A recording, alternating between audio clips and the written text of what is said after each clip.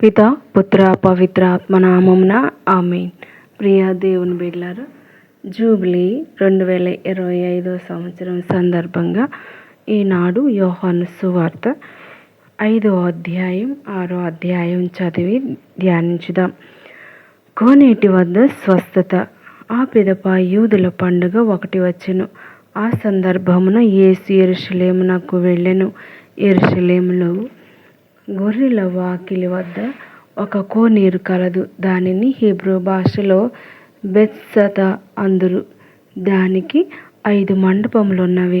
ఇచ్చట పెక్కుమంది గుడ్డి, కుంటి, పక్షవాత రోగులు ఆ నీటి కదలికై నిరీక్షించుచు ఉండేవారు. అప్పుడప్పుడు దేవదూత దిగివచ్చి ఆ కోనేటి నీటిని కదిలించును. నీరు కదలగానే మొదట అందులో దిగినవాడు ఎటువంటి వ్యాధి నుండి అయినను స్వస్థత పొందును. 38 ఏండ్ల నుండి వ్యాధి పీడితైన ఒకడు అక్కడ ఉండెను. యేసు ఆ రోగిని చూసి, వాడు బహుకాలము నుండి అచ్చట ఉన్నాడని గ్రహించి, నీవు స్వస్థత కోరుచున్నావా అని అతనిని అడిగెను. అందుకతడు, అయ్యా, నీరు కదిలినప్పుడు నన్ను కోనేటిలో దించువాడు ఎవడునూ లేడు. నేను వెళ్ళబోసరికి మరి ఒకడు నాకంటే ముందు దిగుచున్నాడు అని చెప్పెను. లెమ్ము, నీ పడకని ఎత్తుకొని నడువుము అని యేసు అతనితో చెప్పెను. వాడు తక్షణమే స్వస్థత పొంది పడకను తీసుకొని నడవసాగెను. అది విశ్రాంతి దినమొకటచే యూదులు స్వస్థత పొందిన వానితో, ఇది విశ్రాంతి దినము, నీవు పడకను మోయుట తగదు అనిరి. అందుకు వాడు, నన్ను స్వస్థపరిచిన వ్యక్తి నాతో, నీ పడకను తీసుకొని నడువుము అని చెప్పాను అనెను. పడకను తీసుకొని నడువుము అని నీతో చెప్పిన వ్యక్తి ఎవరు అని వారు ప్రశ్నించిరి. ఆయన ఎవరో స్వస్థత పొందిన వానికి తెలియదు. ఎలైనా అక్కడ జనసమూహము ఉండుటచే యేసు అటు నుండి తొలగిపోయెను. అటు తరువాత యేసు దేవాలయంలో వానిని చూచి, ఇదిగో, నీవు స్వస్థుడవైతివి, నీకు మరింత కీడు కలుగకుండుటకు ఇక పాపము చేయకుము అని చెప్పెను. వాడు వెళ్ళి యూదులతో తన్ను స్వస్థపరిచినది యేసు అని చెప్పెను. విశ్రాంతి దినమున ఏ పని చేసినందుకు యూదులు యేసును హింసింప మొదలెడిరి. యేసు వారితో, నా తండ్రి ఇప్పటికీ పని చేయుచున్నాడు, నేనును చేయుచున్నాను అని చెప్పెను. ఇది వినిన యూదులు ఆయనను చంపుటకు ఇంకను ఎక్కువగా ప్రయత్నించిరి. ఏలైనా ఆయన విశ్రాంతి దిన నియమమును మీరుటయే కాక దేవుడు తన తండ్రి అని చెప్పుచు తన్ను దేవునికి సమానంగా చేసుకొనుచుండెనని వారు భావించిరి. మనుష్య కుమారుని అధికారము. యేసు వారితో ఇట్లనెను, నేను మీతో నిశ్చయముగా చెప్పుచున్నాను, తండ్రి ఏది చేయుటకు కుమారుడు చూచునో దానినే కాని తనంతట తాను ఏమియో చేయజాలడు. తండ్రి ఏమి చేయునో కుమారుడు దానిని అట్లే చేయును. తండ్రి కుమారుని ప్రేమించును, తాను చేయు ప్రతి దానిని కుమారునకు చూపును. అందరికంటే గొప్ప కార్యములను చేయుటకు ఆయనకు చూపి మిమ్ము ఆశ్చర్యచకితులను చేయును. తండ్రి ఎట్లు మృతులను సజీవులుగా చేయునో అట్లే కుమారుడును తనకు ఇష్టమైన వారిని సజీవులను చేయును. తండ్రి ఎవనికిని తీర్పు విధింపడు, తీర్పు విధించు సర్వాధికారం క్రీస్తునకు ఇచ్చెను. అందరూ తండ్రిని గౌరవించినట్లే కుమారుని కూడా గౌరవించుటకు ఆయన అట్లు చేసెను. కుమారుని గౌరవింపని వాడు ఆయనను పంపిన తండ్రిని కూడా గౌరవింపడు. నా మాటలను ఆలకించి నన్ను పంపిన వానిని విశ్వసించువాడు నిత్య జీవం పొందునని మీతో నిశ్చయముగా చెప్పుచున్నాను. అతడు ఖండింపబడడు, అతడు మరణమును దాటి జీవమందు ప్రవేశించును. మృతులు దేవుని కుమారుని స్వరమును విను సమయము వచ్చుచున్నది, అది వచ్చియే ఉన్నది. దానిని ఆలకించువారు జీవింతురని మీతో నిశ్చయముగా చెప్పుచున్నాను. ఏలైనా తండ్రి తనంతట తాను జీవం కలిగి ఉన్నట్లే కుమారుడును తనంతట తాను జీవం కలిగి ఉండునట్లు చేసెను. ఆయన మనుష్య కుమారుడు కనుక ఆయనకు తీర్పు విధించు అధికారమును కూడా ఇచ్చెను. మీరు ఆశ్చర్యపడవలదు, ఆ గడియ సమీపించుచున్నది.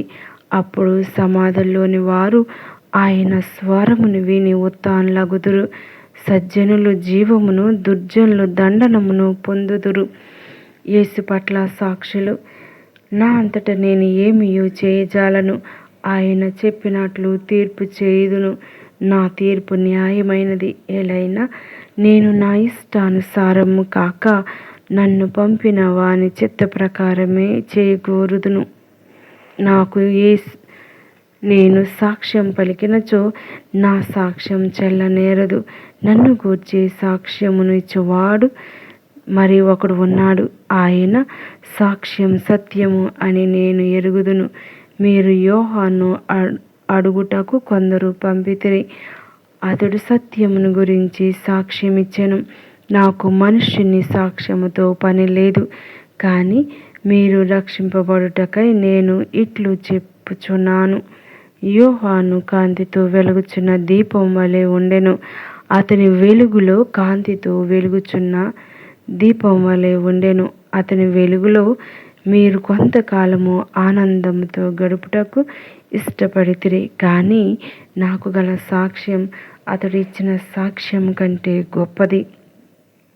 అది ఏమనా, నేను చేయు క్రియలు నా తండ్రి నాకు చేయనిచ్చిన పనులు నన్ను గూర్చి సాక్ష్యమిచ్చుచు తండ్రియే నన్ను పంపినని నిరూపించుచున్నది.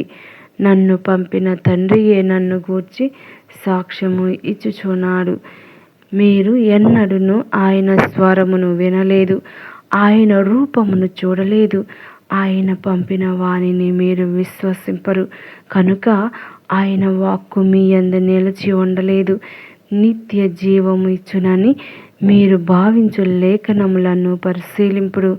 అవియే నన్ను గూర్చి సాక్ష్యమిచ్చుచున్నవి. అయినను మీరు ఆ జీవమును పొందుటకు నా యొద్దకు వచ్చుటకు ఇచ్చగింపరు. నేను మనుషుల పొగడ్తలను ఆశించువాడను కాను. నేను మిమ్ము ఎరుగుదును. దైవ ప్రేమ మీలో లేదు. నేను నా తండ్రి పేరిట వచ్చియున్నాను, కానీ మీరు నన్ను అంగీకరింపరు. ఎవడైనను తనంతట తాను వచ్చినచో అతనిని మీరు అంగీకరించెదరు. ఏకైక దేవుని నుండి వచ్చు కీర్తిని కాక ఒండూరుల పొగడ్తలను ఆశించు మీరు నన్ను ఎట్లు విశ్వసింపగలరు? తండ్రి యొద్ద నేను మీపై దోషారోపణ చేసేదనని మీరు భావింపవలదు. మీరు నమ్ముకొనిన మోషే మీపై దోషారోపణ చేయును. మీరు నిజముగా మోషేను నమ్మియుండిన ఎడల నన్నును నమ్మి ఉండేవారు. ఏలైనా అతడు నన్ను గూర్చి వ్రాసియున్నాడు. అతడు వ్రాసిన దానిని మీరు నమ్మనిచో నా మాటలను ఎట్లు నమ్మెదరు? యోహాను సువార్త 6వ అధ్యాయం. 5,000 మందికి ఆహారం. ఆ పిమ్మట యేసు తిబేరియా అనేది గలిలయ సరస్సు దాటి ఆవలి తీరమునకు వెళ్ళెను. రోగుల పట్ల ఆయన చేసిన అద్భుత కార్యములను చూసి గొప్ప జన సమూహము ఆయనను వెంబడించెను. యేసు పర్వతమును ఎక్కి శిష్యులతో అక్కడ కూర్చుండెను. యూదుల పస్కా పండుగ సమీపించినది. గొప్ప జన సమూహము ఆయన తన యొద్దకు వచ్చుట చూసి ఆయన ఫిలిప్పుతో వీరు భుజించుటకు వలసిన ఆహార పదార్థములను మనము ఎక్కడి నుండి కొని తెచ్చేదము అనెను. ఫిలిప్పును పరీక్షించుటకై యేసు అట్లు పలికెను. ఏలైనా తాను ఏమి చేయబోచున్నది ఆయనకు తెలియను. ఒక్కొక్కరికి కొంచెము వడ్డించుటకైనను 200 వరహాల రొట్టెలు కూడా చాలవు అని ఫిలిప్పు ఆయనకు సమాధానమిచ్చెను. ఆయన శిష్యులలో ఒకడు సీమోను పేతురు సోదరుడు ఆంద్రేయ. అక్కడ ఒక బాలుని యొద్ద 5 యవధాన్యపు రొట్టెలు 2 చేపలు కలవు, కానీ ఇంతమందికి ఇవి ఏమాత్రము అని పలికెను. యేసు అందరును భోజనమునకు కూర్చుండబెట్టుడు అనెను. అచ్చట ఇంచుమించు 5,000 మంది పురుషులు ఉండిరి. వారు అక్కడ పచ్చిక మీద కూర్చుండిరి. అప్పుడు యేసు రొట్టెను తీసుకుని ధన్యవాదములు అర్పించి కూర్చున్న వారికి వడ్డించెను. అట్లే చేపలను కూడా వారికి తృప్తి కలుగునంతగా వడ్డించెను. వారు తృప్తిగా భుజించిన పిదప యేసు శిష్యులతో, ఏమీయు వ్యర్థం కాకుండా మిగిలిన ముక్కలను ప్రోగు చేయుడు అని చెప్పెను. వారు భుజించిన పిదప 5 యువధాన్యపు రొట్టెలలో మిగిలిన ముక్కలను 12 గంపలకు నింపిరి. ప్రజలు యేసు చేసిన ఈ అద్భుతమును చూసి, వాస్తవముగా ఈ లోకమునకు అవతరింపనున్న ప్రవక్త ఈయనేనని చెప్పిరి. ప్రజలు తన్ను బలవంతంగా రాజును చేయనున్నారని తెలుసుకొని యేసు మరలా ఒంటరిగా పర్వతం పైకి వెళ్ళెను. నీటిపై నడక. సంధ్యవేళకు ఆయన శిష్యులు సరస్సు తీరమునకు వచ్చి పడవను ఎక్కి సరస్సు ఆవలి వైపున ఉన్న కపెర్నౌముకు పయనమైరి. పెనుగాలి వలన సరస్సునందు అలలు చెలరేగెను. వారు 1-2 క్రోసులు పయనించిన పిమ్మట యేసు సముద్రంపై నడుచుచు పడవను సమీపించుటను చూచి భయభ్రాంతులైరి. కానీ యేసు వారితో, నేనే, భయపడకుడు అని చెప్పెను. వారు ఆయనను పడవలోనికి ఎక్కించుకొన కోరిరి. ఇంతలో పడవ వారు వెళ్ళవలసిన స్థలమునకు వచ్చి చేరెను. ప్రజలు ప్రభువును వెదకుట. మరునాడు సరస్సు ఆవలి తీరమున ఉన్న జన సమూహము అంతకు క్రితం అచ్చటనున్న ఒకే ఒక్క పడవలో శిష్యులు మాత్రమే వెళ్ళిరి అనియు, యేసు వారితో వెళ్ళలేదు అనియు తెలుసుకొనిరి. యేసు ధన్యవాదములు సమర్పించి ప్రజలకు రొట్టెను పంచి ఇచ్చిన స్థలము చెంతకు తిబేరియా నుండి కొన్ని పడవలు వచ్చెను. అక్కడ యేసు గాని శిష్యులు గాని లేకుండుట చూచి వారు ఆయనను వెదకుటకు పడవలపై కపెర్నౌముకు పోయిరి. జీవాహారం. ప్రజలు సరస్సు ఆవలి వైపున యేసును కనుగొని, బోధకుడా, మీరు ఎప్పుడు ఇక్కడకు వచ్చితిరి అని అడిగిరి. యేసు, రొట్టెలు తిని సంతృప్తులైనందున నన్ను వెదకుచున్నారు, నా అద్భుత కార్యములను చూచి కాదు అని మీతో నిశ్చయముగా చెప్పుచున్నాను. అశాశ్వతమైన భోజనమునకై శ్రమ పడవలదు, నిత్య జీవమును చేకూర్చు శాశ్వత భోజనమునకై శ్రమింపుడు. మనుష్య కుమారుడు దానిని మీకు ప్రసాదించును. ఎలైనా దేవుడు ఆయనపై అంగీకారపు ముద్రను వేసియున్నాడు అని యేసు సమాధానమిచ్చెను. అప్పుడు దేవుని కార్యములను నెరవేర్చుటకు మేము ఏమి చేయవలెను అని వారు అడగగా, యేసు, దేవుడు పంపిన వానిని విశ్వసింపుడు, అది ఏ దేవుడు మీ నుండి కోరునది అని చెప్పెను. అంతటా, నన్ను విశ్వసించుటకు మాకు ఏమి గుర్తునిచ్చెదవు, ఏమి చేసెదవు అని వారు మరలా ప్రశ్నించిరి. వారు భుజించుటకు ఆయన పరలోకము నుండి ఆహారమును ప్రసాదించెను అని వ్రాయబడినట్లు, మా పితరులకు ఎడారిలో మన్నా భోజనము లభించెను అని వారు ఆయనతో చెప్పిరి. పరలోకం నుండి వచ్చు ఆహారమును మోషే మీకు ఇయ్యలేదు, కానీ నా తండ్రియే మీకు పరలోకం నుండి నిజమైన ఆహారమును ప్రసాదించెను. దేవుని ఆహారము పరలోకం నుండి దిగివచ్చి లోకమునకు జీవమును వసగును అని మీతో నిశ్చయముగా చెప్పుచున్నాను అని వారితో అనెను. అయ్యా, ఎల్లప్పుడూ ఆ ఆహారం మాకు వసగుము అని వారు అడిగిరి. అందుకు యేసు, నేనే జీవాహారమును. నా యొద్దకు వచ్చువాడు ఎన్నటికి ఆకలి గొనడు, నన్ను విశ్వసించువాడు ఎన్నడూను దప్పిక గొనడు. నేను మీతో చెప్పినట్లు మీరు నన్ను చూచియు విశ్వసించుటలేదు. నా తండ్రి నాకు వసగు ప్రతి వాడును నా యొద్దకు వచ్చెను, వానిని నేను ఎన్నడూను త్రోసివేయను. ఏలైనా నేను పరలోకము నుండి దిగి వచ్చినది నన్ను పంపిన వానిని చిత్తమును నెరవేర్చుటకే కానీ నా ఇష్టానుసారం చేయుటకు కాదు.